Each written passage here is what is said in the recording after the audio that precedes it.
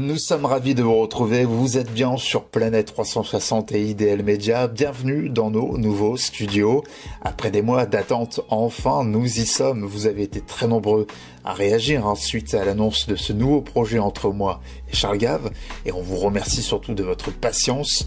Bonjour Charles, j'espère que vous allez bien.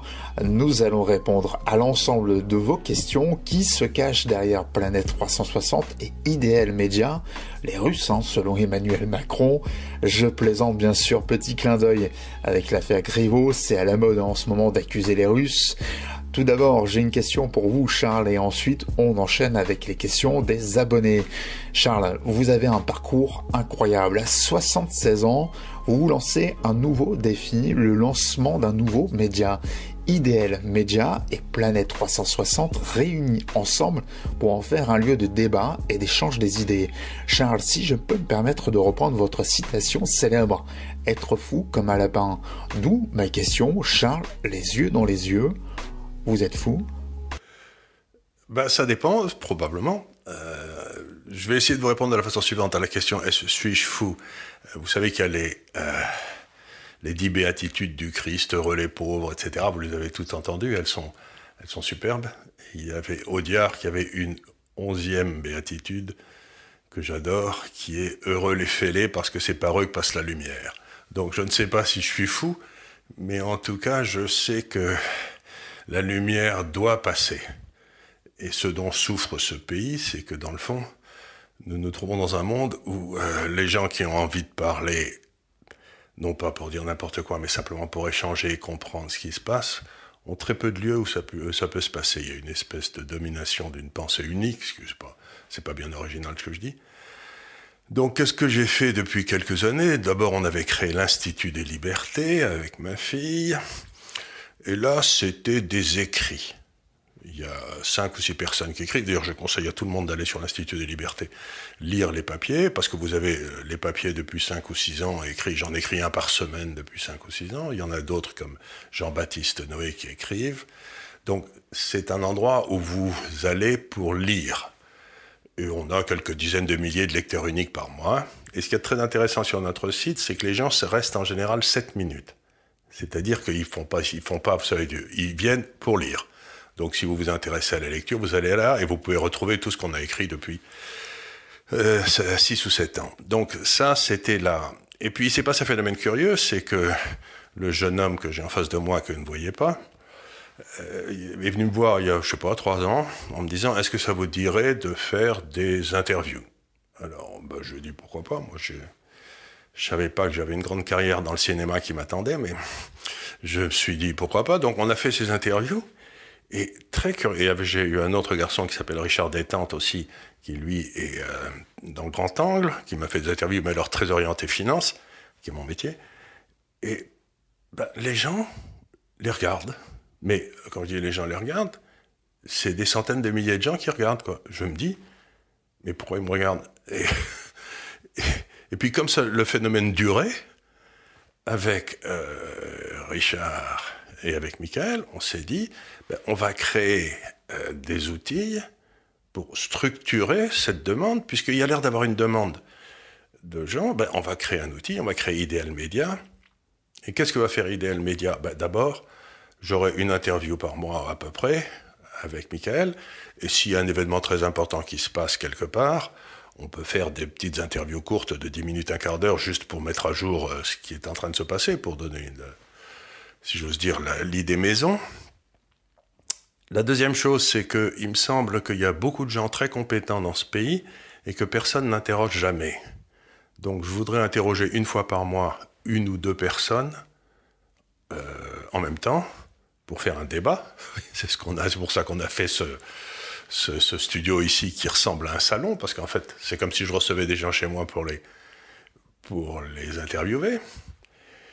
Et il y a 2 sujets qui sont déjà on est en train de réfléchir, on est en train de contacter des gens. Le premier, c'est le fameux sujet « Mais où passe notre pognon ?» Et le deuxième, c'est « Mais qu'est-ce qui se passe dans la sécurité publique en France ?»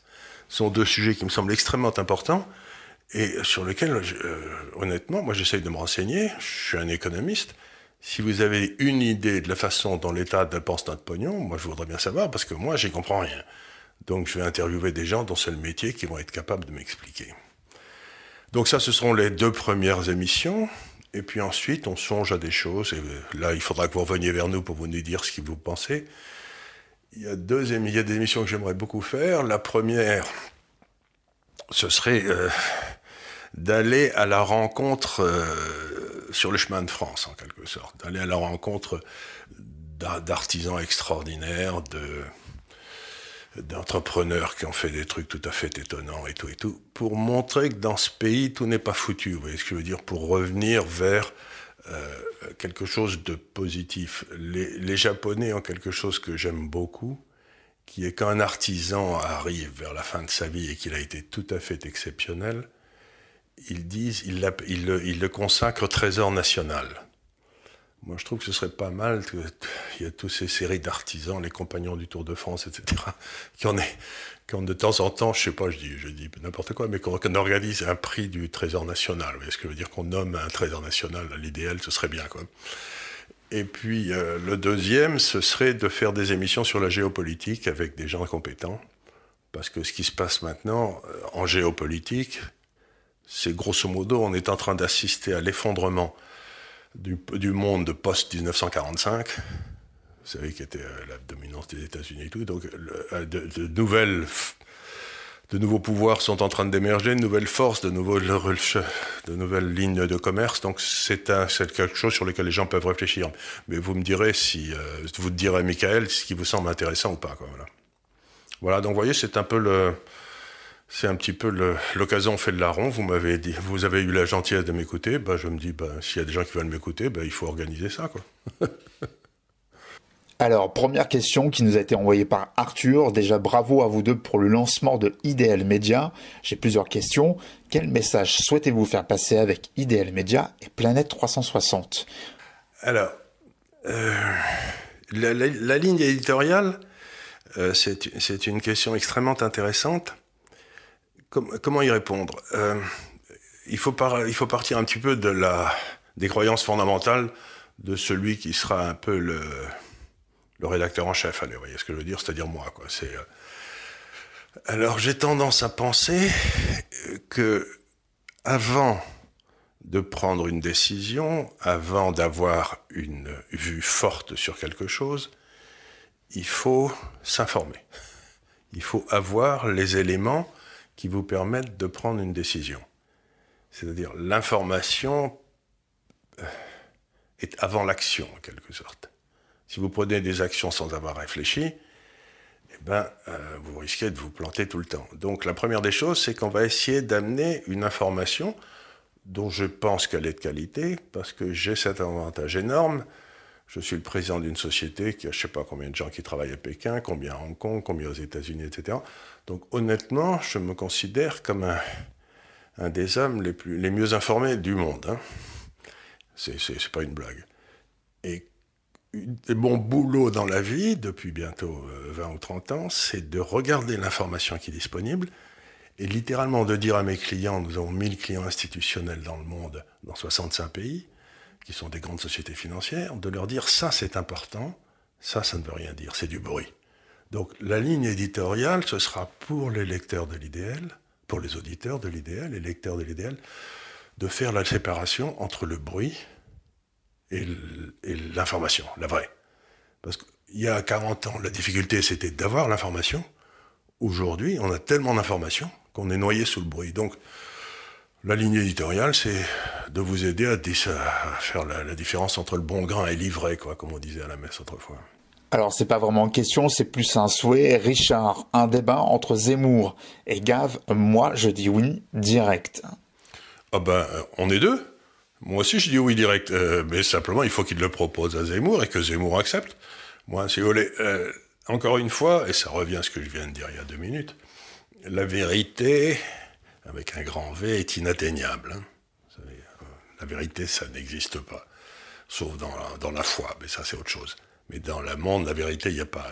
Mais par contre, vous pouvez vous rapprocher de la vérité par des gens de bonne compagnie qui discutent ensemble et qui confrontent leurs points de vue.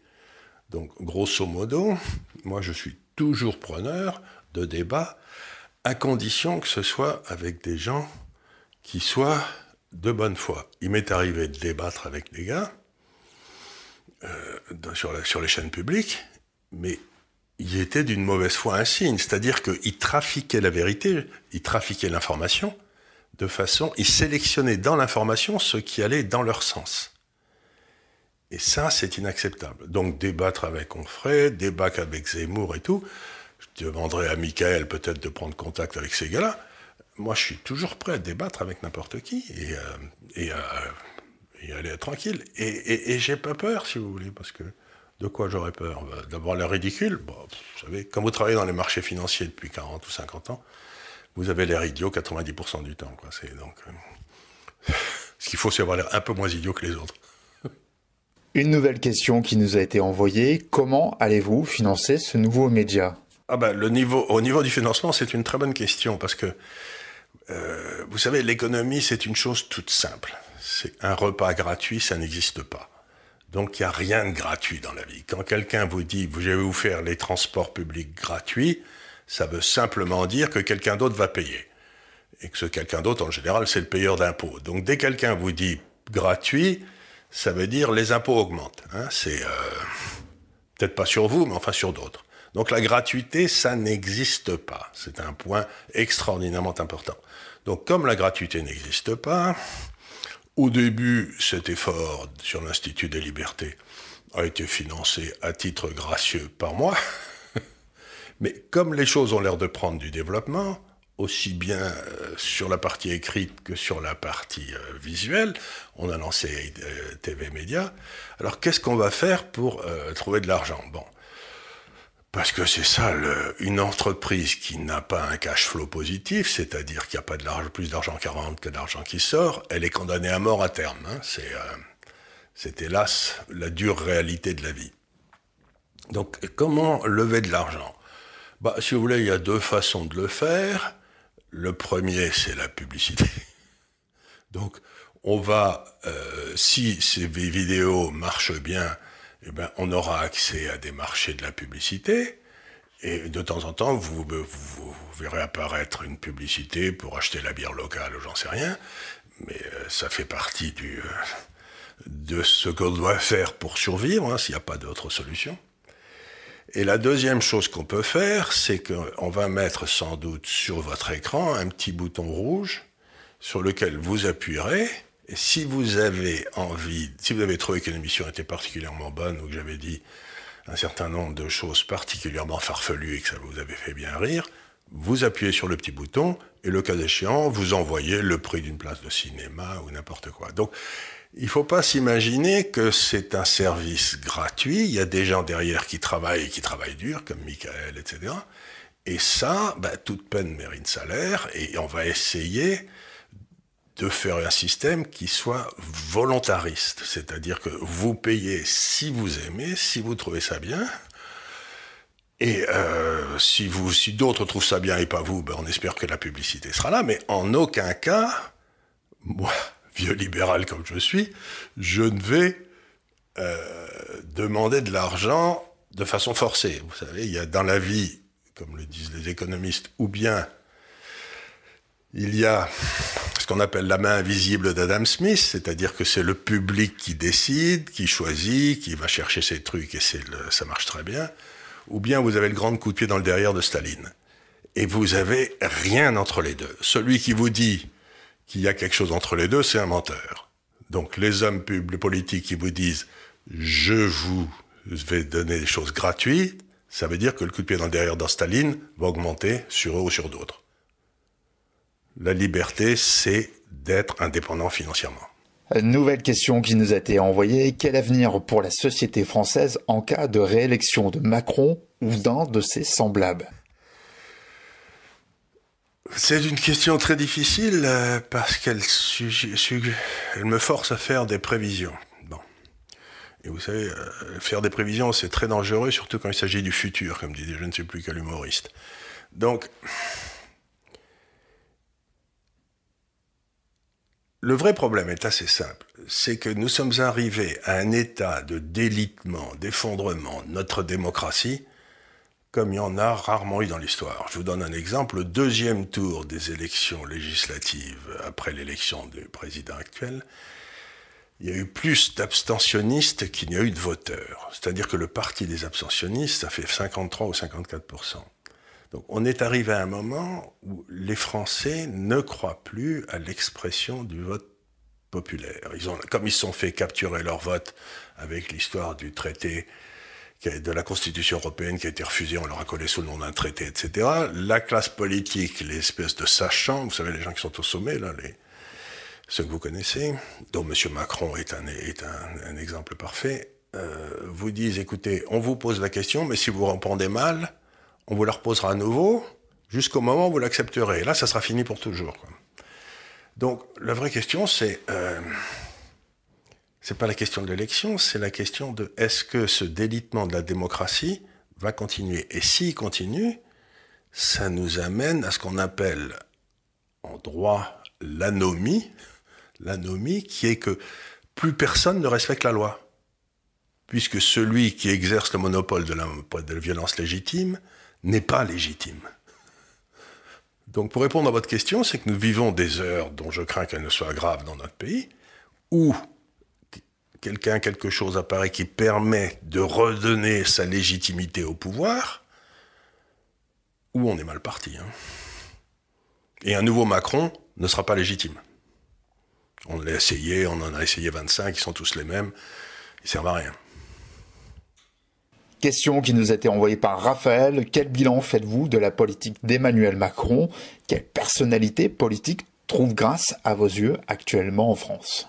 C'est une bonne question. Le bilan, il n'y a pas de bilan à faire, puisque pour l'instant, il n'a pas fait grand-chose. Donc, si vous voulez, il a pris des mesures. Dieu sait que je ne suis pas un gauchiste, mais qui, dans le fond,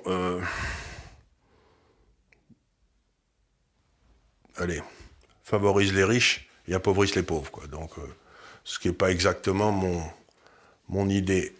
Un système politique, pour revenir à une question précédente, est légitime, disait John Rawls, qui était un philosophe américain qui a enseigné à Harvard et qui est mort il y a une quinzaine d'années. Il disait un système politique est légitime si, au travers du temps, sur le moyen terme, les gens les plus pauvres voient leur sort s'améliorer. Si ceux au-dessus s'améliorent plus, ça n'a pas d'importance. Ce qu'il faut, c'est que les gens les plus en bas voient leur sort s'améliorer au travers du temps. Et ce qui se passe depuis bientôt 15-20 ans en Europe, c'est que les gens qui sont au-dessus voient leur sort s'améliorer, parce que le prix des actifs monte à cause des taux d'intérêt très bas, et les gens en dessous voient leur vie se détériorer. Et ça, c'est pas acceptable. Un système politique où les plus démunis sont les plus fragilisés, c'est un système injuste et donc illégitime. Donc ça, c'est la réponse à la question sur M. Macron. Qui je vois? Je ne vois personne pour l'instant, mais ça n'est pas très grave, parce que quand j'étais en Angleterre dans les années 70 et 80, personne n'avait entendu parler de Mme Thatcher 2 ans avant. Et puis, des profondeurs du peuple anglais est sortie cette dame, entourée d'ailleurs d'hommes plus remarquables les uns que les autres, qui ont choisi de s'effacer parce qu'ils ont trouvé que Mme Thatcher était meilleure qu'eux. Je parle de Keith Joseph, je parle de Nigel Lawson, qui étaient des hommes éminents, Norman Tebbit, et ils ont laissé. Et donc, pour répondre à la question de l'auditeur, là, ou bien quelque chose va se passer dans les entrailles du peuple français et quelqu'un va sortir, ou bien, on verra, on aura la phrase de Paul Valéry, nous autres nations ou civilisations savons que nous sommes mortels, quoi. La France, ce que je ne crois pas, mais je ne sais pas. Nouvelle question de Raphaël. Quelles sont les raisons de la baisse du chômage en France actuellement, selon vous? Est-ce vraiment une vraie baisse ou bien les chiffres sont-ils bidons? Non, je ne crois pas que les chiffres soient bidons. Il y a une baisse. Mais encore une fois, comment dire, la marée fait monter tous les bateaux. C'est une vieille expression, hein, vous savez, et regardez par exemple, je crois que le chômage en Angleterre est passé de 12% à 4 ou 5%. Le chômage aux États-Unis est au plus bas, le chômage en Suède est au plus bas. Donc on a eu une espèce de baisse du chômage qui a eu lieu à peu près partout. Et je demande simplement à Raphaël, je crois il s'appelle, ce jeune homme, je pense qu'il est jeune, de regarder si le chômage a baissé plus en France ou moins. Alors il y a deux choses qui sont importantes dans le chômage, bien sûr c'est le taux de chômage lui-même, mais il y a un truc qui est très important aussi, c'est de regarder les chômeurs de longue durée. C'est-à-dire vous prenez, il y a une statistique qui est publiée par l'INSEE, et vous voyez combien de temps ceux qui ont le plus de mal à trouver du travail restent au chômage. Le chômage de longue durée s'est effondré en Grande-Bretagne, s'est effondré aux États-Unis, et chez nous, il reste à des niveaux extraordinairement élevés. Donc, il y a une amélioration conjoncturelle du chômage en France, mais je ne pense pas que M. Macron soit responsable du résultat, et je ne pense pas qu'il y ait de quoi s'en féliciter, quoi. C'est quelque chose, c'est comme vous attrapez la grippe, quoi. C'est une contagion. Encore une question de Raphaël. Comment expliquez-vous le déclin du secteur automobile? Que nous réserve l'avenir dans ce secteur selon vous? Alors, le déclin du secteur automobile, c'est une question très importante. Il y a plusieurs raisons. D'abord, comme je l'ai expliqué, je ne sais plus où, peut-être dans une de ces interviews, il y a eu la naissance d'une nouvelle religion qui s'appelle l'écologie.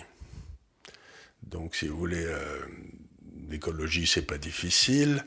C'est comme la plupart des religions. Il faut convaincre le pauvre clampin de base qu'il a fait un gros péché, que ce gros péché, c'est qu'il a trop dépensé d'énergie, je sais pas quoi. Et que, donc, comme il a fait un gros péché, le monde va s'écrouler, ça va être la fin du monde. Mais grâce à Dieu, il y a des prêtres qui vont se précipiter et qui vont intercéder auprès de la déesse Gaïa, vous savez, la Terre, pour nous empêcher de tous mourir dans des souffrances atroces. Mais bien entendu, il faut les entretenir grassement, à ne pas travailler, si vous voulez. C'est le truc des prêtres, un peu, depuis tout le début de l'histoire, quoi. Donc, maintenant, regardez par exemple à Paris avec Madame Hidalgo. Je ne sais pas si les Parisiens ont remarqué, je suis sûr qu'ils l'ont remarqué. Pardon. Mais il y a des blocages des grandes avenues, etc., où on est censé faire des travaux, on met des gros blocs en ciment, et le but de Madame Hidalgo, c'est de transformer Paris en une ville sans voiture. Alors, c'est une idée intéressante, mais peut-être les Parisiens pourraient se débrouiller en allant à pied, parce que Paris est assez petit, ou en vélo. Mais pour les gars qui habitent à 50, 60, 80 km et qui viennent travailler à Paris, à pied, c'est pas possible, quand même. Donc, vous avez cette nouvelle religion qui est en train, et dont l'ennemi déclaré est la voiture. Donc, il y a des mesures législatives, réglementaires qui sont prises pour empêcher l'usage de la voiture. Donc, les gens se disent, je ne vais pas m'acheter une nouvelle bagnole parce que je ne peux pas m'en servir et quand je suis dedans, je ne bouge pas. Alors, c'est pas la peine. C'est la première. La deuxième, c'est qu'il est en train de naître des nouvelles formes d'utilisation de la voiture. C'est-à-dire que autrefois, la voiture passait 90% de son temps à roupiller, soit où son patron dormait, soit où il travaillait. Ouais, je veux dire, elle ne bougeait pas. Elle restait là. Maintenant, avec les systèmes de voitures intelligentes qui se profilent à l'horizon, vous allez avoir une voiture, à la place de rester 90% de son temps sans bouger, elle va bouger 100% de son temps, et elle attendra le chaland, qui l'appellera avec une carte de crédit ou un téléphone, et elle l'emmènera où il voudra, puis elle continuera à tourner. Donc, à la place d'avoir 10 millions de voitures qui marchent 10% du temps, vous allez peut-être avoir 1 million de voitures qui marchent 100% du temps. Et ça ne va pas faire du bien aux usines de voitures, quoi.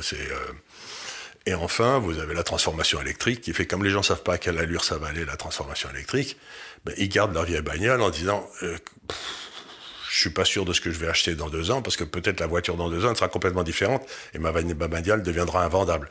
Donc je vais l'utiliser, je vais la faire crever, quoi. Donc vous avez ces 3 raisons qui fait que les voitures se plantent, et c'est un drame pour l'Allemagne. Parce que l'Allemagne, qu'on le veuille ou non, c'est la bagnole. Et donc c'est pour ça que, ce que j'ai déjà expliqué dans d'autres vidéos, l'Allemagne doit faire faillite, quoi, ce qui est un truc assez rigolo. Pauvres Allemands. Nouvelle question qui nous a été envoyée par l'abbé. Que pensez-vous du revenu de base? Serait-ce un moyen efficace de lutter contre la pauvreté tout en évitant une hausse importante du poids de l'État? Ah ben voyez, ça c'est une question importante. Comment voulez-vous ce que dit ce revenu gratuit qui va donner à tout le monde? Il va être payé par quelqu'un. Il va être payé par quelqu'un si donc vous avez et ce quelqu'un on part dès le départ dans l'idée qu'il peut pas travailler. Bon, pour ceux qui ne peuvent pas travailler, qu'il y ait des allocations, c'est la solidarité nationale, ça me jette pas du tout. Moi, au revenu de solidarité, je préfère beaucoup l'idée de Milton Friedman, dont je sais qu'il ne faut pas en parler, mais qui était un homme remarquable, extrêmement intelligent et partisan forcené de la liberté. Que disait Milton Friedman? Il disait que le problème, c'est c'est le salaire minimum. Le salaire minimum, parce que si vous êtes un gars qui ne sait rien faire, et on vous dit il faut payer ce gars-là au moins, je ne sais pas combien, 1200 € par mois, plus les frais, ça va vous coûter 2000 € par mois. Mais au début, le gars, il est complètement exclu qu'il rapporte à son patron les 2000 € qu'il lui coûte. Vous voyez ce que je veux dire? C'est complètement impossible. Donc ce que disait Milton Friedman, il disait quand il y a des gars comme ça qui arrivent, probablement il faut supprimer le salaire minimum, parce qu'il faut que le patron l'embauche à ce vrai coup, mais c'est un peu ce que font les Allemands, mais qu'ils embauchent un gars à 800 Deutschmark, là, ou à 800 €, et ensuite l'État paye une prime qui restera jusqu'à ce que le gars arrive à 2000 € en quelque sorte. Donc il faut financer le gars, c'est ce qu'il appelait le revenu marginal, c'est-à-dire que si le gars rapporte 500 € et coûte 800 €, ben, l'État verse les 300 € pour qu'il trouve un boulot tout de suite, vous voyez ce que je veux dire? Et puis quand il sera à 800 €, ben, on cesse de le subventionner. Donc il y a une espèce de coin entre la rentabilité et le coût du travail qui, compte tenu d'un système social, peut être assez élevé. Et il n'y a pas de raison que ce soit les entreprises qui le supportent, c'est la collectivité qui devrait le supporter. Mais une fois que l'employé a sa rentabilité, ben, pof, il se retrouve à ce moment-là avec un... Donc c'est beaucoup plus malin, mais demander à nos fonctionnaires actuels de faire des choses intelligentes, c'est difficile. Une nouvelle question qui nous a été envoyée. Comment les banques centrales vont pouvoir faire pour sortir de cette politique de taux bas destructrice à long terme? Ça, c'est une bonne question, parce que, comme je l'ai souvent expliqué, les taux d'intérêt bas, ça favorise les riches et ça pénalise les pauvres. Ça favorise les riches, parce que les riches, par définition, ce sont ceux qui ont des actifs, de l'immobilier, des actions, etc., et que les taux d'intérêt font monter la valeur des actifs. Et les pauvres, ben parce que les pauvres, comme les riches achètent des actifs existants, ils prennent pas de risque à acheter un nouveau building, à acheter une nouvelle maison, etc., ben, plus personne n'investit dans le capital nouveau. Comme il n'y a plus de nouveau capital qui est créé, la productivité du travail baisse, et donc le pauvre s'appauvrit parce que le riche n'a pas fait des investissements. Donc, ça rompt la réalité. Encore une fois, c'est un faux prix, les taux d'intérêt à l'heure actuelle. Chaque fois que vous mettez des faux prix quelque part, ça a des effets nocifs partout. Bon, comment ils vont sortir de ça? Ben, j'en ai strictement la moindre idée, parce que si vous investissez dans des faux prix, vous allez avoir des faux prix pour les actifs aussi. Et si les gens ont pris de la dette sur ces actifs, et si ils mettent le vrai prix de l'argent, ben, l'actif va aller au vrai prix, et le type, il ne pourra pas rembourser la dette. Et donc, ce que je veux dire par là, c'est que le problème, c'est pas les taux d'intérêt qui sont bas, c'est l'espèce d'explosion de la dette que ces taux d'intérêt bas a créé, et vous vous retrouvez d'un seul coup avec une dette gigantesque dont personne ne sait comment elle va être remboursée. Donc quelque chose ne peut pas être remboursé, en général, il n'est pas remboursé. À la fin, en 1797, je crois que la France a fait ce qu'on appelait la faillite des deux tiers. C'est-à-dire que l'État français de l'époque, qui était le Directoire, si mes souvenirs sont exacts, on dit aux Français, ben vous avez des rentes sur l'État français, mais vous savez quoi, on va vous en rembourser qu'un tiers. Et puis les deux tiers, c'est perdu, quoi. C'est pour votre pomme. Donc bah, c'est ce qui risque de se passer. On va faire un jour une faillite des deux tiers. Et puis c'est pour ça qu'il ne faut pas avoir de dette de l'État. Avoir fermé votre assurance vie, toutes affaires cessantes. On a une très bonne question qui nous a été envoyée par Jean-Michel. On a une situation bancaire au Liban très préoccupante. Personne n'en parle et cela pourrait bien arriver chez nous. Quel regard avez-vous sur cette situation? Eh bien, la banque, c'est un métier un peu curieux qui remonte à la nuit des temps. Et la première chose que vous devez savoir, c'est que quand vous déposez votre argent à la banque, mettons, votre patron vous vire de l'argent tous les mois ou l'État tous les mois dans une banque, cet argent, tant qu'il reste en dépôt, ne vous appartient pas. C'est de l'argent que vous avez prêté à la banque. Si la banque a une difficulté, vous vous retrouverez, comment dire, dans le trou. La plupart des gens, c'est ce que je dis toujours en rigolant, pensent que la banque, c'est Picsou, vous savez, qui plonge dans son tas d'or et qui nage dans son tas d'or. Il n'y a pas d'un tas d'or dans une banque. Elle a emprunté votre argent qu'elle a prêté à quelqu'un d'autre. Si ce quelqu'un d'autre le perd, ben le vôtre, il est perdu. Donc, la seule façon de vous protéger, c'est de garder un petit peu de cash dans votre banque, mettons ce dont vous avez besoin pour 1, 2 ou 3 mois, ou je ne sais pas quoi, si vous avez des réserves, et de prendre cet argent et de le mettre dans des outils qui seront déposés à la banque, mais sous votre nom. C'est-à-dire que vous achetez par exemple une SICAV obligataire ou j'en sais rien, ou une SICAV action, mais si la banque fait faillite, ça restera à vous. Tandis que le cash, il tombera dans le pot commun des créditaires de la banque qui ne seront jamais remboursés. Donc faites très attention quand vous ne pensez pas qu'une banque garde le fric que vous lui avez confié dans un gros tiroir avec des billets et que si elle fait faillite, vous allez dans le tiroir, vous allez retrouver vos billets. C'est pas vrai. La banque, c'est quelqu'un qui utilise l'argent. Et c'est pour ça que les banques ont des problèmes d'ailleurs, parce que ce que faisait la banque autrefois, c'est qu'elle vous empruntait l'argent à 0 et qu'elle le prêtait à 3. Donc, faut pas être très malin pour gagner de l'argent en empruntant à 0 et gagner à 3, quoi. Mais par contre, si maintenant les taux sont à -1 ou à 0, si elle emprunte à 0 et prête à -1, je sais pas comment vous gagnez de l'argent avec ce coup-là, il faudra m'expliquer, mais vous n'y arrivez pas. Donc, grosso modo, la politique financière suivie par les banques centrales implique à terme la faillite de toutes les banques. Tant quand elles n'auront plus de fonds propres,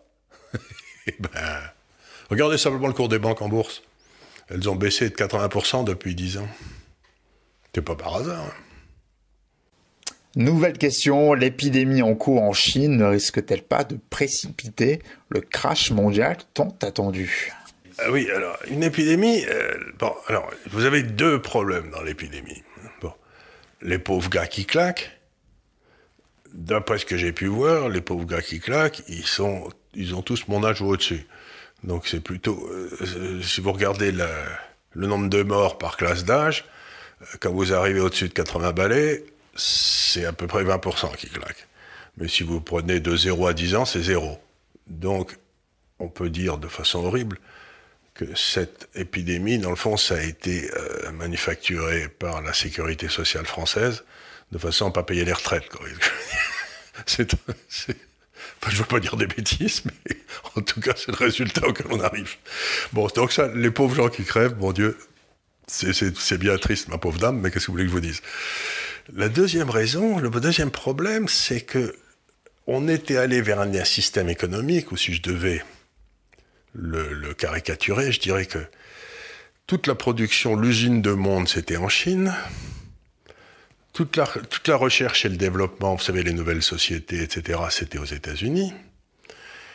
Et les profits, miraculeusement, apparaissaient aux Antilles néerlandaises ou dans les paradis fiscaux. Vous voyez, c'était un système qui était parfaitement optimisé par le capitalisme.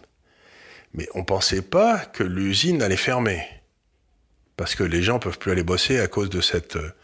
Donc, le danger économique de cette crise, c'est que les lignes de production s'écroulent.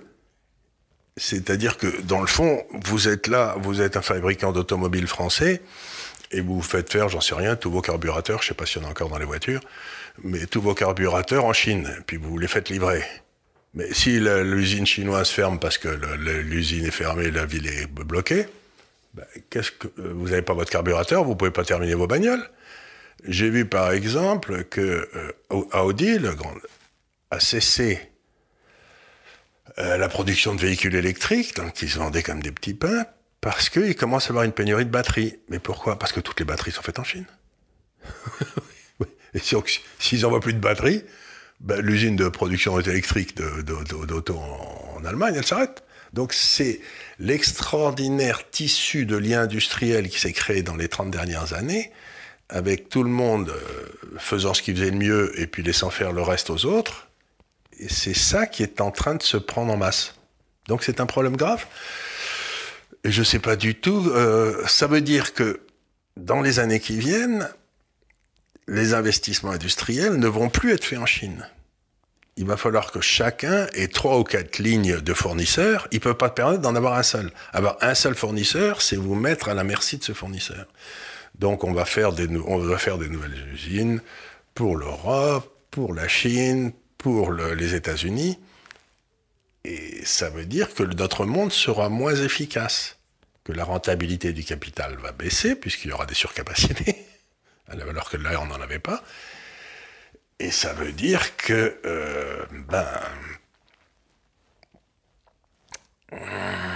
il n'est pas impossible que la rentabilité du capital baissant, les marchés financiers aient un petit peu de mal, quoi.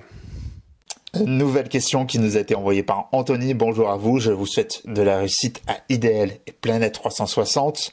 Sa question, qu'est-ce qui pourrait arrêter la progression de l'or? Est-ce que GAFCAL, c'est accessible aux particuliers à partir de quel montant? Deux questions. Alors GAFCAL, c'est une boîte de recherche institutionnelle qui fonctionne par abonnement. Donc si vous voulez, les gens nous payent de l'argent tous les ans.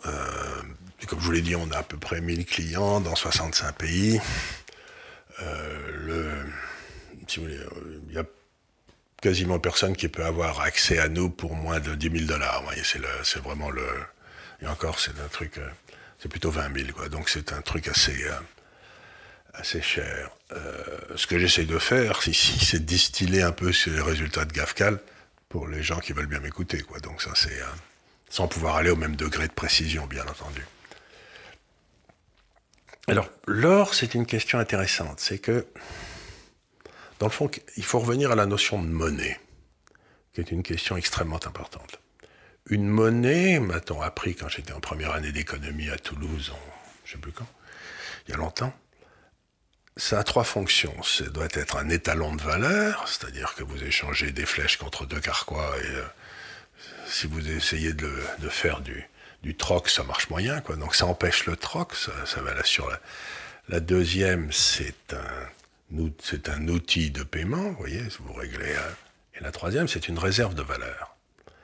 Mais ce que les banques centrales ont fait depuis 4-5 ans avec M. Draghi et tout, en particulier en Europe, c'est qu'ils ont annihilé la fonction de réserve de valeur de la monnaie. C'est-à-dire qu'on ne vous donne plus d'intérêt, vous n'êtes plus payé. Ça veut dire que quand vous investissez, vous prenez 2 risques. Vous prenez le risque du temps et vous prenez le risque du crédit. Vous voyez ce que je veux dire? C'est les 2 risques. Là maintenant, vous ne pouvez plus calculer ou vous protéger contre le risque du temps. Puisque vous ne touchez plus de taux d'intérêt. Ce qui veut dire quoi? C'est que la monnaie n'est plus une réserve de valeur. Et si la monnaie n'est plus une réserve de valeur, la vieille réserve de valeur qui date de la nuit des temps, qui est l'or, revient à la surface. Donc pour répondre à la question de l'auditeur, l'or montera tant que les monnaies ne redeviendront pas des réserves de valeur. Et le jour où elles redeviendront des réserves de valeur, l'or cessera de monter. Alors en attendant, il risque d'aller beaucoup trop haut. Vous voyez ce que je veux dire? Mais parce que l'or n'a pas une valeur intrinsèque. Bon, je ne sais pas combien ça coûte de faire une once d'or, mais ça doit coûter à peu près 1000 $ à tout casser. Et on est à 2000, quoi, quasiment, 1700, 1800. Donc, le vrai problème, c'est pas l'or. C'est que les banques centrales ne font plus leur métier de banquier central, qui est d'assurer que, dans le fond, les gens qui ont une épargne vont avoir une rentabilité sur cette épargne. Les banquiers centraux sont en train de trahir leur raison d'être. Moi, c'est comme disait Milton Friedman, encore lui, c'est que les banquiers centraux, ça sert à rien. Ça devrait être remplacé par des ordinateurs qui font augmenter la masse monétaire de 3% par an. Et puis, on fout tous ces économistes, tous ces banquiers centraux à la porte, parce que le marché se démerdera pour mettre l'argent à son bon prix. Tandis que là, les banquiers centraux, ils n'arrêtent pas de manipuler le prix de l'argent, trop bas, trop bas. Ils foutent le merdier dans l'économie, et quand ils sont foutus le merdier dans l'économie, ils vous disent « vous avez besoin de nous pour vous en sortir ». C'est vraiment le coup de l'incendiaire, vous savez, du pyromane incendiaire, ou du pompier incendiaire, quoi. C'est incroyable. Une nouvelle question, Charles. Si l'occasion se présentait, seriez-vous prêt à prendre des responsabilités dans votre domaine d'expertise au sein d'une nouvelle majorité présidentielle si on vous y invitait? Très bonne question. Alors, Charles, ministre de l'économie. Oui, mais la difficulté, c'est que j'ai aucun problème à travailler pour quelqu'un d'autre. Mais ce quelqu'un d'autre, il faut que je le respecte. Et donc, ça nous ramène à une question précédente à laquelle j'ai déjà répondu. Si c'est pour travailler pour un Macron, un Sarkozy, un Hollande, il n'en est même pas question, quoi, si vous voulez. Parce que je suis persuadé que ces gens-là, dans le fond, savent tout ce que je dis. Ils l'ont parfaitement compris. Mais en fait, ils pensent fondamentalement que mentir, tromper est nécessaire à la fonction politique. Ben, moi, si vous voulez, je peux pas bosser pour un gars qui a qu'une ambition dans la vie, c'est de m'enfler, quoi. Je peux pas bosser. Comment voulez-vous que je bosse? Moi, il faut que j'ai confiance, il faut que j'admire, il faut que je respecte. Si ni j'ai confiance, ni j'admire, ni je respecte, qu'est-ce que vous voulez que j'aille foutre dans un truc comme ça? Ramasser des coups, avoir l'air idiot? Donc trouvez-moi le gars et je bosse pour lui. Et on termine avec la question qui nous a été envoyée par Olivier Lejeune. Un conseil pour un jeune de 30 ans qui souhaite se lancer dans la finance.